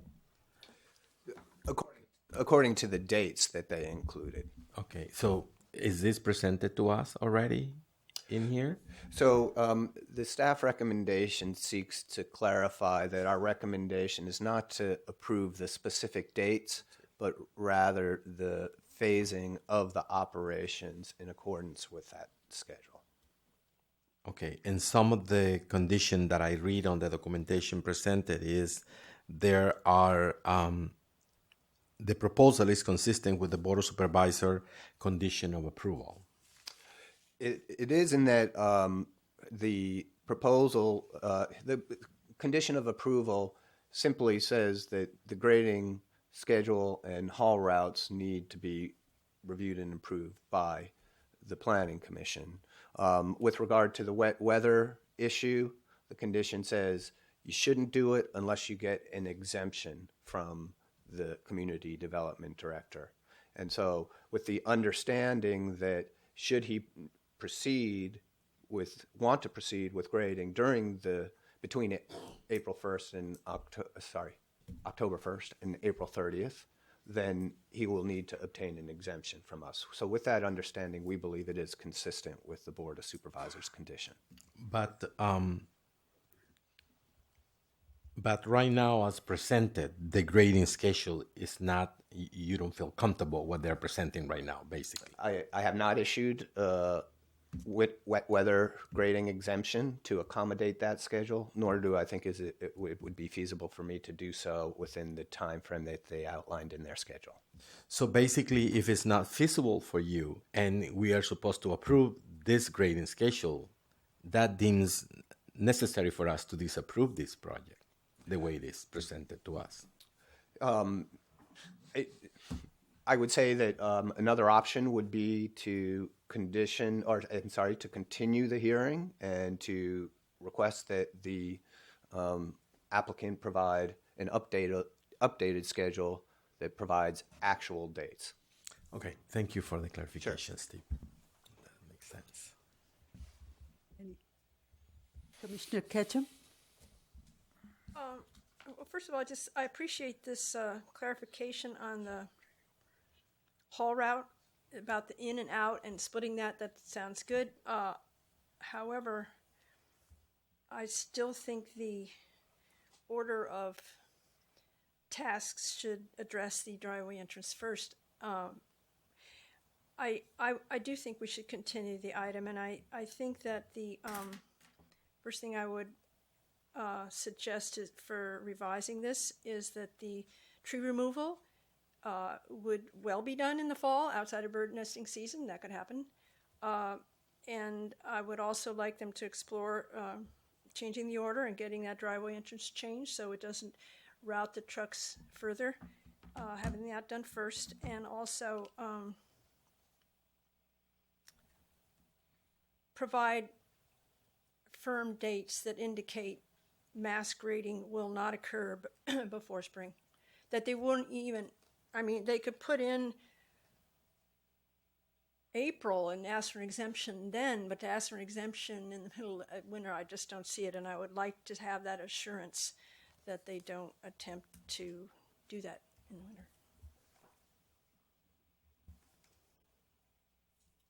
Commissioner Ramirez? Yeah, where I'm going with this is that the schedule that I see here, I think would be a feasible one if it happened during a dry period. And as Commissioner Hanson stated before, I don't want to get into the situation where, because we get into the rainy season, that this thing would actually expand too far, and then it would subject the neighborhood to a unnecessary much longer period needed to accomplish the grading. So that's where I have the problem. Everything else, I think I'm okay, but to me, that is not feasible. Commissioner Hanson?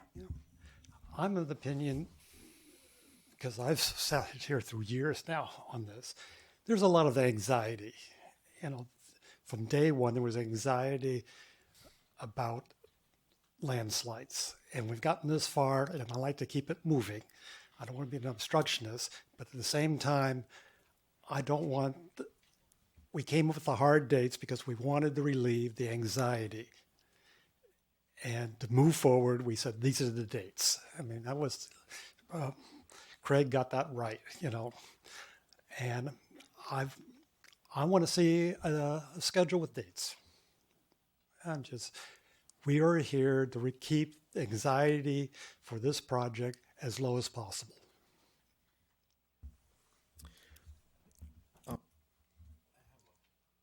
I have a follow-up question. And there is a catch-22 here, and I would love to see a continuance of the hearing to more specific time, but because to the microclimate weather that we have in the Bay Area, it's kind of hard to predict because summer becomes winter and winter is summer, and you know, it's kind of weird in the Bay Area. It's hard to say when it's wet and when it's going to be dry. With the flexibility of that understanding, I would like to continue on this process, but with more like close to reality, not so hard and strict dates for the schedule of grading, but a little bit more realistic with what it is now. And I don't think that I personally have any problem that you monitoring that as suggested. So that's my point of view. If we can sort of like continue with the more kind of like close to reality schedule of grading.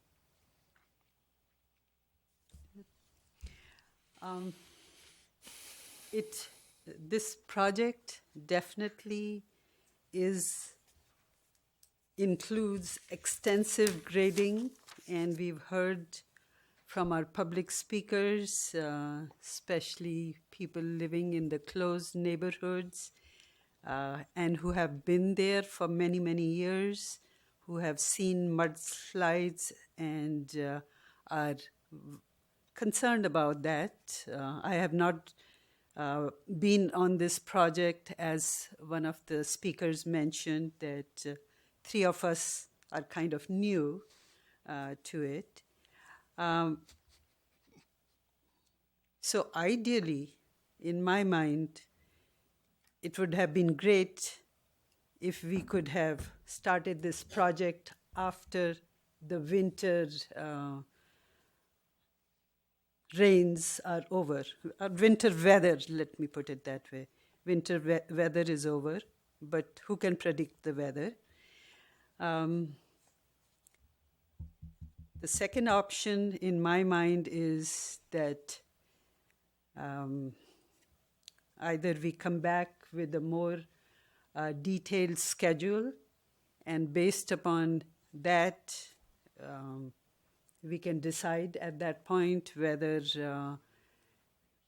that covers basically that we can start working at least part of the winter, but we need more details, as Steve Manowitz mentioned, that we would need to have more detail in there as to what would be our contingency plan. Okay, there, and I can't see putting all the monitoring burden on our planning department here to see if in 72 hours it's going to rain, what do we need to do, where do we need to stop. There are many factors included in there. So at this time, I am leaning towards coming back with some of the suggestions other commissioners have also come up with, and to come up with more details on what we approve. So it's more continuance is what we can kind of summarize it as. Okay. Yep. I just want to. I have full faith in you doing your job. I just want to be clear. I want to make sure the anxiety that exists in the neighborhood doesn't realize that you doing a good job can set them off. And it has nothing to do with you doing a good job. You know? Well, thank you for those comments. Yeah. And if I could sum up what I understand to be essentially the consensus of the commissioners is that you don't feel like you're able to take action to approve the project today because it lacks the type of detailed scheduling that you need to see to be assured that it can be done without creating damage to the site or to the community, and that the type of details that you're looking at are some specific dates and contingencies in the event that we experience rain during those events. And I think if that's accurate, that provides the direction that the applicant needs to submit the additional materials that we'll need to reschedule this. And I think that was the next point that I wanted to make. Oftentimes when we continue a matter, it's do you want to specify the meeting at which the continuance will be heard. In this instance, I think the onus will be on the applicant to put together the schedule that meets your expectations, and I don't know what time frame he's under, so my recommendation is we continue it to a date uncertain, depending upon when we get the supplemental information from the applicant. Right. Okay. So did you have something else, Ms. Ketchum? I just wanted to reiterate that for me, when they bring this back, I want to see the driveway entrance rerouting either put first or a real good explanation why that can't happen. And then also, as far as the timing of them coming back, I am aware that sometimes these prohibitions on periods of best times to do certain things, for the tree removal, it would be before the end of the year. And so I don't know if that has to be tied to the grading schedule, but I just saying, if this whole thing, it would be a shame to start cutting trees down in February when the birds are nesting there. okay. Should we just? I have a recommendation. Can we just? How about recommending staff the continuance of the specific schedule of grading operation, including proposed haul routes consistent with the Board of Supervisor conditions? I think what we're looking for now is a motion, and it seems to me that the motion could be as simple as continuing the matter in order to obtain the additional information specified during the hearing. Okay. Date uncertain. Yeah, that's the motion. Right. then. So is that your motion at this point? That's the Okay. motion. Then I'll second Those in that. favor. Okay. All those in favor, say aye. Aye. Aye. Aye. Aye. Any oppose? So the matter is the continued. motion, right. Yeah. So the matter is continued to an uncertain date. Thank you. Thank you, Commissioners, for your careful consideration of that matter. And with your approval, we'll move on to item number 5, correspondence and other matters. Okay, well, I think we've covered all the correspondence that you received regarding the last matter. I have two other matters that I've received correspondence of that included the Planning Commission on the receiving list. I'm not sure that you've got them yet. They're hot off the press, and Janeth will be forwarding them to you if you haven't yet. So the two matters we've received correspondence are the RV park proposed by Pillar Point Harbor right off Highway 1. This is an application that we've received for a new recreational vehicle park near the Pillar Point Harbor. And the reasons why we are getting comments on it now is because we've released a negative declaration addressing the environmental impacts of the project. It's now during the public comment period, and in addition to sending their comments to staff, some of the members of the public have included you on the distribution list. So you'll be receiving that, and I just wanted you to have the full context of these messages because I wanted you to know that this will be coming before you, likely in November, because it requires a coastal development permit. In conjunction with that coastal development permit, you'll be asked to certify the negative declaration. And at that time, we'll have plenty of opportunity to discuss the concerns that have been raised by these messages. Similarly, I've received correspondence that's also directed to the Planning Commission about proposed pedestrian improvements on Highway 1 at Gray Whale Cove. This is something that's come out of our safety and mobility studies, and in order to address pedestrian safety in an area where cars are traveling at high speeds and don't have a lot of warning because of sight distance limitations, we are proposing to install some flashing lights that alert drivers to the potential presence of pedestrians. And the comment that we received is a concern regarding the visual impacts of these features. This item will be coming to the Planning Commission at the next Planning Commission meeting. So once again, we'll have full opportunity to consider and respond to these concerns at that time. And I'll make sure that Janet forwards you those items. So that concludes my presentation of correspondence. So next is consideration of study session for next meeting.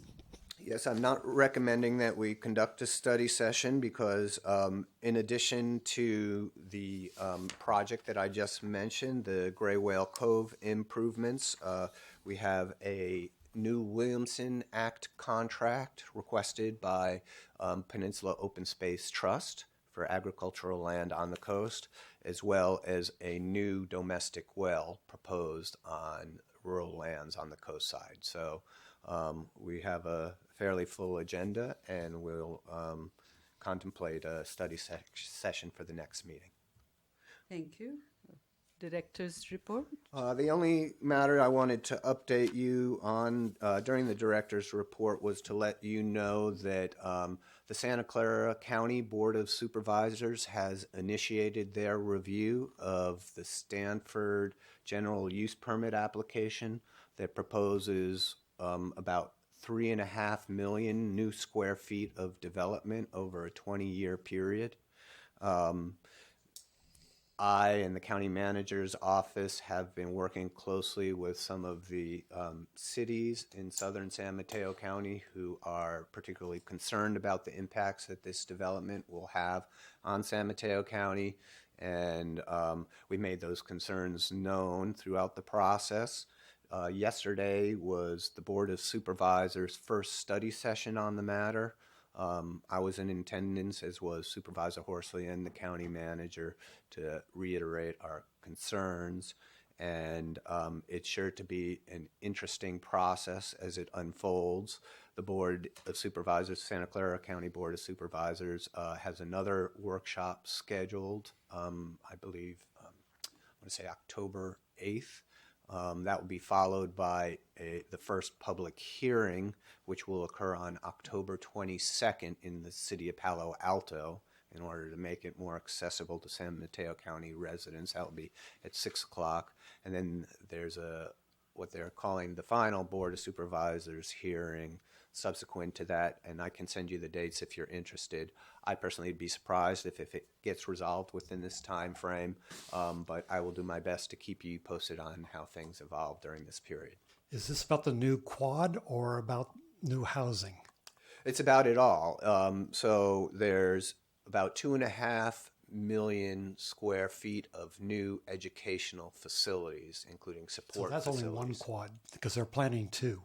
Yeah, I don't know how it breaks into quads, and then the other 1 million square feet is associated with housing. Okay, you know where the science and engineering quad is? Yes. At Stafford. They're planning to build 2 of those. In case you're wondering. Okay. So yeah, I think one of the biggest questions that remains to be on the table is whether or not Santa Clara will contemplate a development agreement with Stanford. Stanford is clearly pushing for the use of a development agreement to resolve these issues, whereas the administration at Santa Clara County is not convinced that that is the right way to go. So it got quite heated yesterday during the workshop on that topic, so you might read about it in the paper. In any event, if you're curious about the details of it, have questions or want to talk about it, feel free to contact me. So that concludes my director's report for today. Thank you. Commissioners, any updates, questions? So we move to adjournment. This is a little far. So the meeting is adjourned. Thank you all. Thank you.